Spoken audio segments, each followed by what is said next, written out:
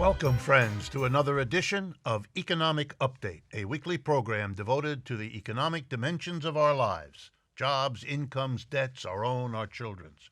I'm your host, Richard Wolff. I'm going to continue today with a program that we have been developing over the last several months, in which basic issues that you're concerned about, that you write to us about, become the subject for an entire program. And today, that subject is the relationship between modern socialism on the one hand and the movement to create worker co-ops on the other. The relationship between these two has become very intimate, let's call it, very close. And I want to explain why and what the implications of that are. First, socialism has been going through, particularly over the last 30 to 40 years, an intense period of self-criticism and transformation. And that's as it should be. A healthy movement, a healthy system, is one that questions itself and changes itself when it finds flaws, failures, and so forth.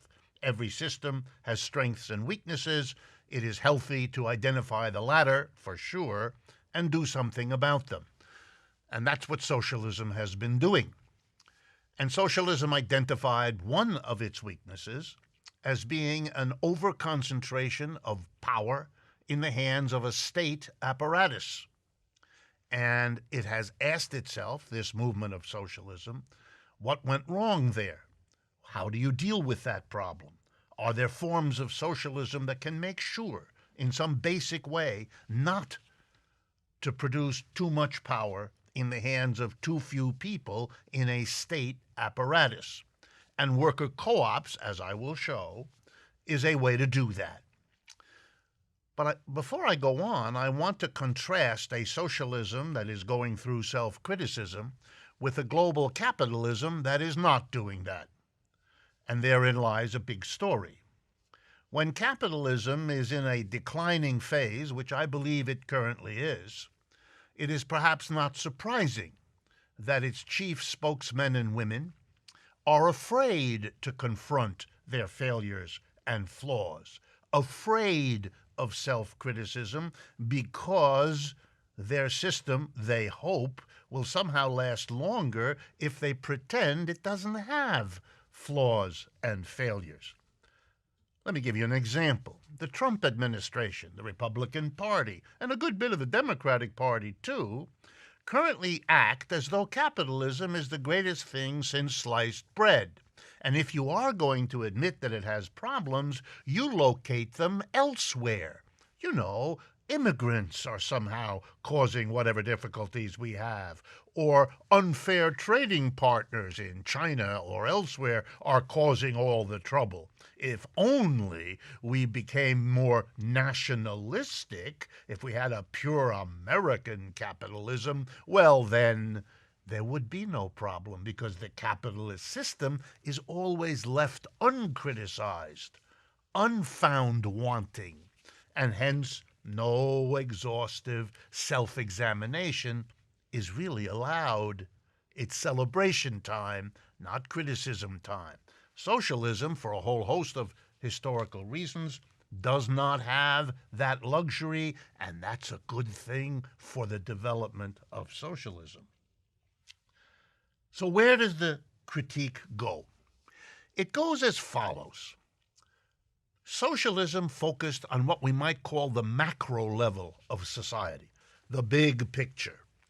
And in that process, it decided that the problems of capitalism that socialism would remedy were the following two basic ones. Number one, by leaving factories, stores, farms, offices in the hands of a few people, the owners of businesses, the boards of directors of big corporations, a tiny minority of our people, what would happen is that the economic system would be controlled by them for their own benefit, so that the people at the top would become the most wealthy, which they kind of have, and the most powerful, which they kind of have.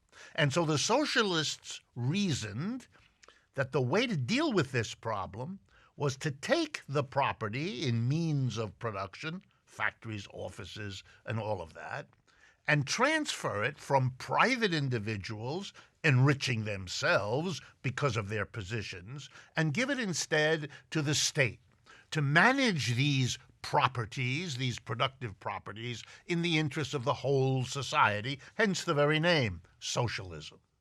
And the second thing socialism would do would stop using markets as the way to distribute things. And the reasoning of socialists there was always very simple.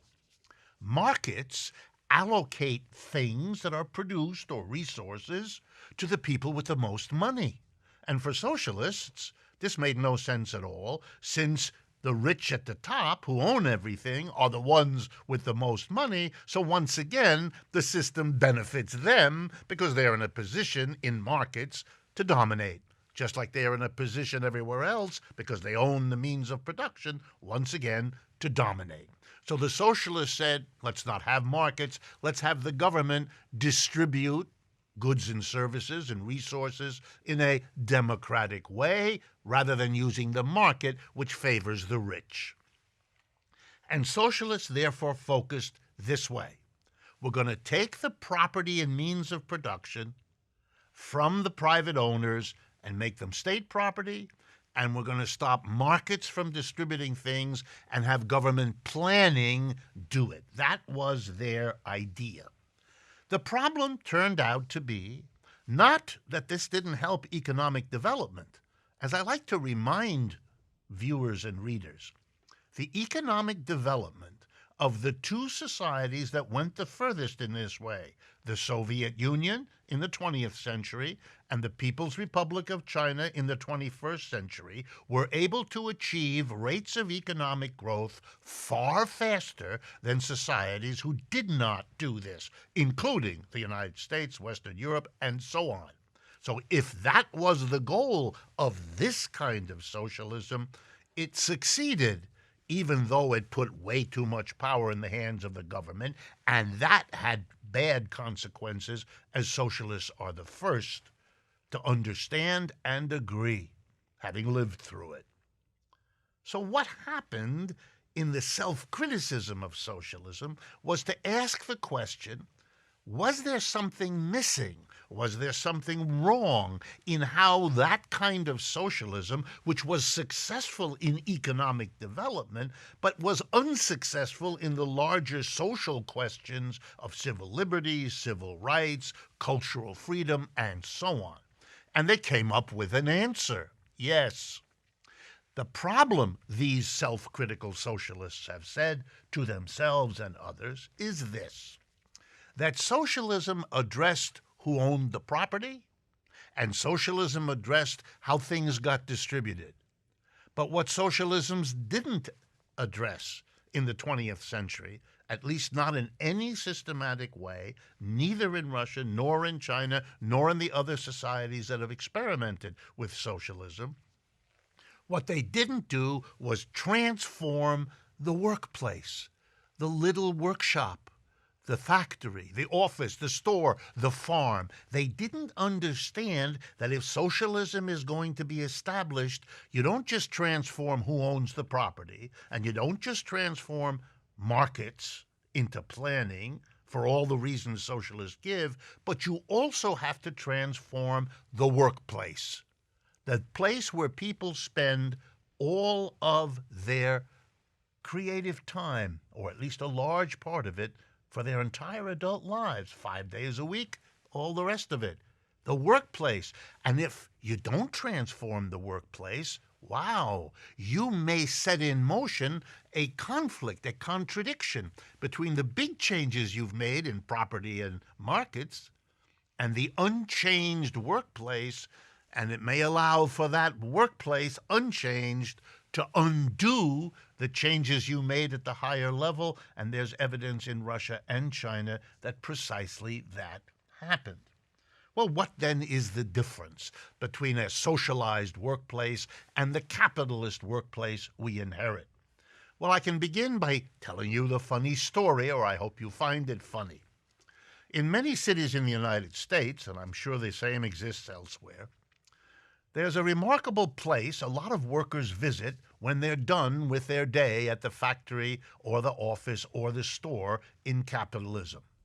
They pass by a local drinking establishment, a bar. And in the window of the bar in big letters, they read the following words: Happy Hour. Why would they call it that? Well, my guess is it has a lot to do with underscoring that what you just finished, your work time, were unhappy hours, and here's a chance, with a little alcohol, to offset the unhappiness with some happiness. People in capitalism feel oppressed, exhausted, abused, misunderstood, mistreated, exploited. The language we have for that experience is immense because the experience is virtually universal. The whole idea of worker co-op is to change that, to make the workplace democratic. That's right, to install democracy in the workplace where it has been excluded for the entire history of capitalism.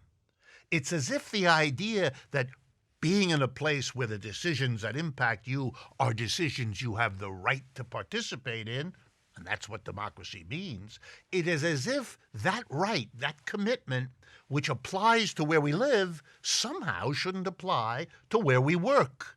And the whole notion of worker co-ops runs against that. Yes, it should apply. In fact, if you don't have democracy at the workplace, you don't have it where most adults spend most of their lives, and therefore you are not a democratic society unless and until you include the workplace in where democracy ought to be installed. And indeed, it's an old dream of working people, the majority, to have democracy in the workplace. That's why slogans like freedom and democracy and liberty got going, because people wanted something not just outside of the workplace. They wanted liberty and freedom and democracy in it because they spend so much time there. That's partly why they are unhappy and need a happy hour after work. And people have been organizing worker co-ops for centuries. It's all over history if you know to look for it. Today, let me give you an example that many of you have heard of. The Mondragon Corporation in Spain started out over 50 years ago as a little worker co-op of 6 workers put together by a Roman Catholic priest, Father Arizmendi, in the north of Spain. Fast forward to now, Mondragon is a family of about 250 worker co-ops, all run democratically within each co-op. It's the 7th largest corporation in all of Spain. It is a democracy of working people, and it's not the only one, but it's the biggest and most successful that has grown real well over the last 50 years. So modern socialism, the one that emerges from the self-criticism of the 20th century, is a 21st century socialism that puts first and foremost the transformation of the workplace finally to bring democracy to that central part of our modern life. We've come to the end of the first half of today's program. We will continue, but before that, I'd like to remind you, please subscribe to our YouTube channel. YouTube is a very important support for us. Democracy at Work is our name. Please visit our websites, democracyatwork.info and rdwolf with 2fs.com. Through that, you can communicate to us. You can follow us on Facebook, Twitter, and Instagram. And you can see the realm of work that we put up on our websites on a continuing basis. And finally, as always, our thanks and special appreciation to the Patreon community that is such an important source of support and encouragement. We will be right back.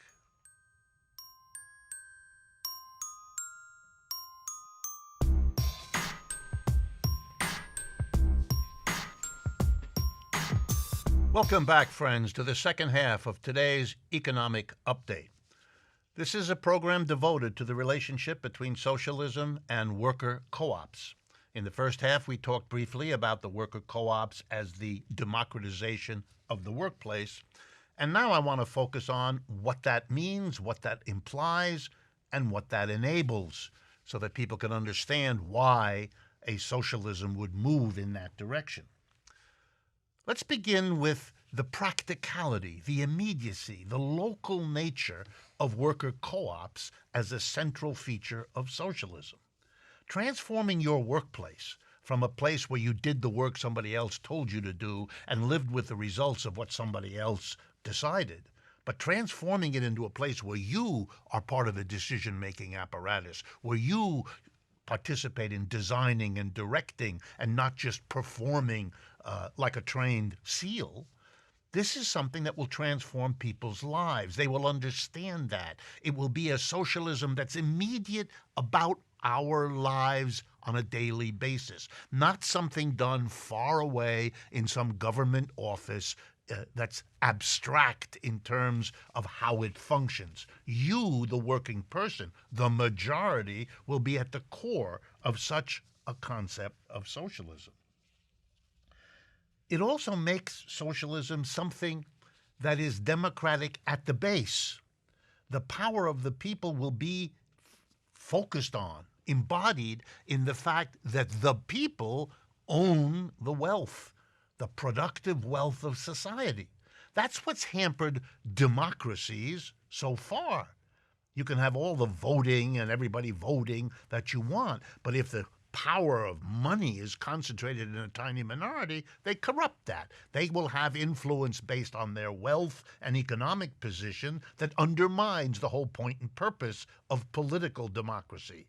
What the worker co-op does is democratize the power and the wealth by putting it in the hands of working people. If you want the economy to work for the people, you got to put them in charge. If you want democracy to be genuine and not just a formality of voting, you've got to put the people in charge, and they have to be in charge of the economy. Otherwise, the minority that in capitalism controls the economy will also pervert the democracy. And I present the United States and other countries like it as prime examples. The second benefit, if you like, of a socialism that includes and focuses on worker co-ops has to do with undermining the critiques of socialism that have been developed over the last century by people who want to protect capitalism and are afraid of socialism, by denouncing socialism for its statism. That is, for the socialists who were powerful states, like Russia and China and others, by saying that socialism is inherently and necessarily statist, which clearly is not the case, but which has been a very effective critique of socialism, by arguing that it's a big, powerful state that we don't need or want. One of the reasons you get interested in worker co-ops is it's a way of defining socialism that has to do with people's immediate work lives and has nothing to do with the state. But I want to stress that socialism has a history, particularly here in the United States, that also suggests that if you define it in a way that touches and means something to the mass of working people, you can get very far indeed. It's not a hypothetical, it's the American history that teaches that lesson, and I want to make that really clear. To do that, I'm going to go back 100 years ago to the beginning of the 20th century, when there were 3 successive efforts by socialists to run for president of the United States. Bernie is not the first one. And I want you to follow me in looking at how they did to learn a basic lesson. The first time the socialists ran a candidate, a man named Alan Benson, was in 1916. He ran for president. He got 600,000 votes in the United States, which was approximately 3% of the total. 4 years later, the next presidential election, 1920, the candidate for the socialists was Eugene Victor Debs. He got 900,000 votes. That's a 50% increase over those 4 years, and that amounted to 4% of the total vote cast. 4 years later, in 1924, the socialists ran again, but because of the beginning of an anti-socialist crush from the government, they didn't call themselves socialists. They called themselves progressives. But it was the same program, basically, and the candidate in 1924 was Robert La Follette of Wisconsin. He got, ready, 5 million votes, a 5 times increase in 4 years, and that worked out to a whopping 17% of the total vote. In other words, across those years, socialism showed that it could and it would excite and engage the American people. The notion that socialism is somehow unable to find a footing in the United States is false. It has in the past, and indeed the reaction to the fast-growing power of socialism brought down the entire apparatus of repression in this society, as businesses and capitalists were terrified and used the power of government, which their position as the wealthiest and the most powerful business interests gave them, to crush it. Indeed, the last century has been an unremitting attack on everything having to do with socialism, because if you hadn't done that, what those elections at the beginning of the 20th century showed is that socialism finds indeed a fertile soil in the United States. And a new self-critical socialism, allied with the movement for worker co-ops, for the democratization of the workplace, is in a position to repeat that history this time around, and perhaps with less vulnerability to what is now a tired old repression focused on the state, the power of the state, which is associated with socialism, but will have a much harder time associating with a socialism that's focused on worker co-ops that have nothing to do with the state. By the way, associating socialism with a big state is a conceptual mistake as well. One of the most famous arguments in favor of a diminution of the role of the state, of getting rid of the state, was made, it might surprise you, by Vladimir Lenin, the original leader of the Soviet Union, who coined the phrase, the withering away of the state, which he advocated. Had he been leader longer, he had a brain aneurysm 4 or 5 years into the revolution and died, leaving the economy to others and the society to others who didn't have that attitude. But the notion that in socialism there's some celebration of the state misunderstands that movement in a way that is not exactly innocent. The next implication of worker co-ops and socialism that I want to stress for you is that to explain to you how they could be a very powerful, mutually reinforcing alliance. Imagine a political party, a socialist party in the United States, that advocated a transition from capitalist enterprises to worker co-ops. Here's how that party would work. It would be the contradiction of, the difference from, the opposition to Republicans and Democrats alike, because those are parties that depend on capitalists for their donations, by and large, do what capitalists want, support the capitalist system. I know that because they both say so over and over again. So the Socialist Party would be, no, here's what we're different. We are for the democratization of the workplace. And they would indeed push for laws, regulations, enabling worker co-ops to grow and expand. And in turn, the worker co-ops would be the local basis for support for the Socialist Party, just the way corporations across America, capitalist corporations, are the supports for Republican and Democratic parties. We would begin to see a real political debate in the United States. It would be remarkable. And the symbiosis, the relationship between a socialist party that did advocate something really different and the worker co-ops that would be, in a sense, its political base across the country is a winning formula for changing this society. In office, here's some of the things a Socialist Party could do. And indeed, the way is being shown by the Labour Party in England. One of the first things the Labour Party is committed to do, and a Socialist Party in America would do the same, is to make a law called the right of first refusal. No company can leave the country, sell itself to another one, go public with stocks, or simply cease to exist without first giving its own workers the right of first refusal. That is, the workers can buy the company from whoever owns it now and convert it into a worker co-op. And if you're wondering where the workers would get the money to do that, the government, with a socialist leadership, would lend them the money, which is exactly what Mr. Corbyn and the Labour Party in England are proposing to do. Finally, there's this old argument of people who love capitalism and fear socialism, that somehow capitalism is innovative. They like to point to high-tech companies and say, see, capitalism is developing these big companies. I like to answer that with a story. Years ago, I was approached by engineers from Silicon Valley in California, and they asked me to come out there and talk, which I did. And here's what happened. I had meetings and I learned the following, that some of the most important breakthroughs in modern high-tech technology, telecommunications, computers, hardware, software, and so on, were not made in big capitalist corporations.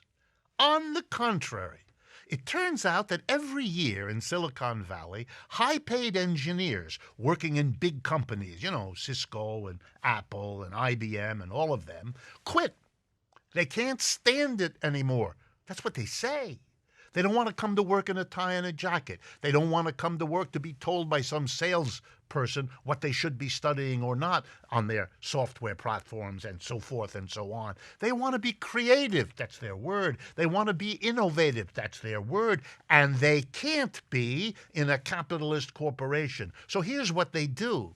They take their laptops and they leave, often leaving $200,000, $300,000 a year jobs. And they get together in a group of 20 and 25 in somebody's garage.